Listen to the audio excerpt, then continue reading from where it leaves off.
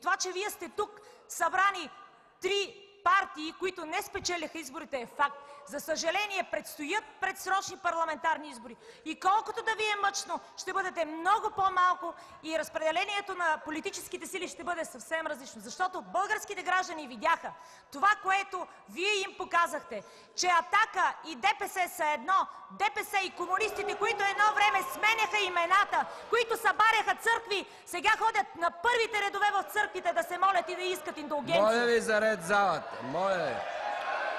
Моля ви са. От толкова обяснения... Процедура! Процедура! Да, процедура! За да направим процедура, трябва да се успокои залата.